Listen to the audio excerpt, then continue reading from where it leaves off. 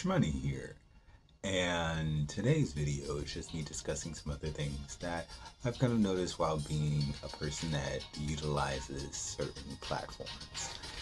And I was analyzing the situation with my YouTube following and sort of with what's going on with Instagram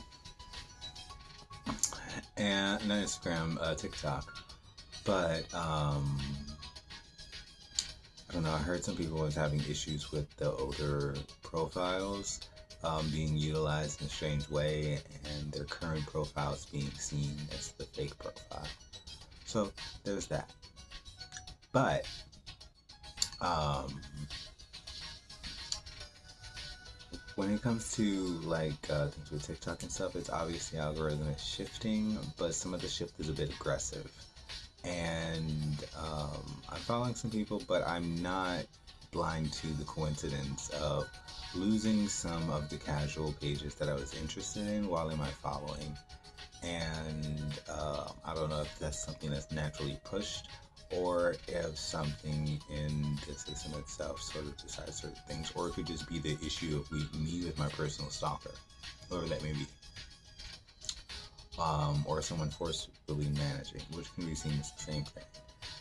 Um, it's not a, it's, you wouldn't call it a stroke of luck if it took away something important.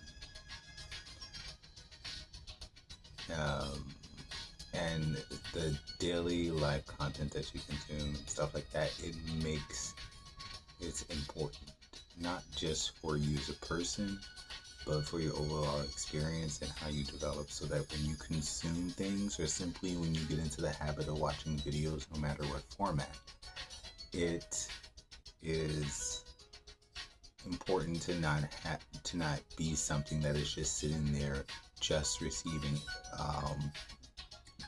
not even information, but having that information reiterated to them while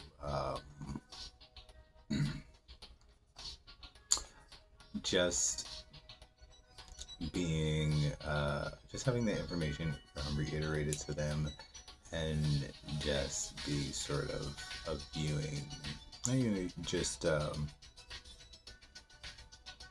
just a party to be influenced in a sort of an invasive way, but in a way that feels a little bit coerced.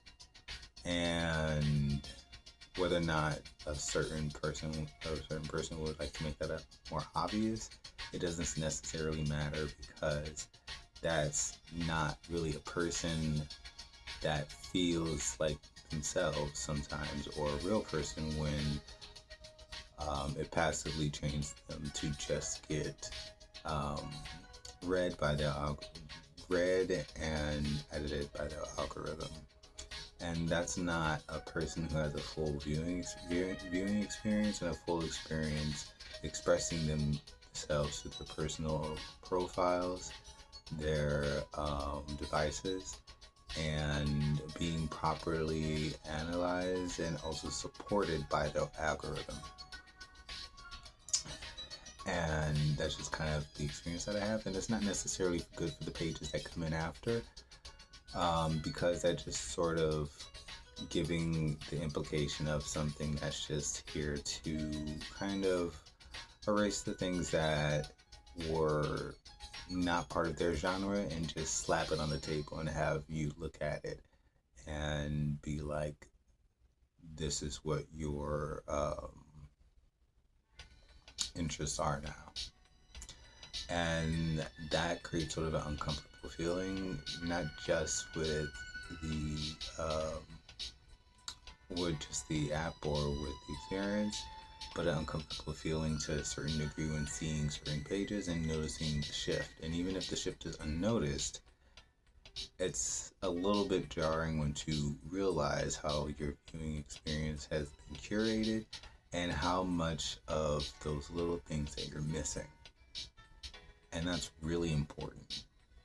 And that's why when there are certain meta shifts and when things move forward and there are others that have influence, there's a difference between competition and chipping away at what makes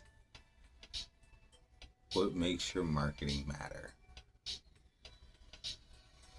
But even outside of that, just certain things that are just casual and for your personal interest, or or cater to your certain personality quirks, shouldn't be etched out.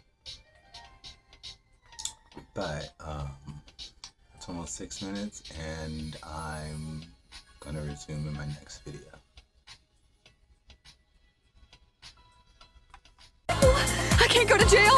I'm too pretty. I won't last a day. I'll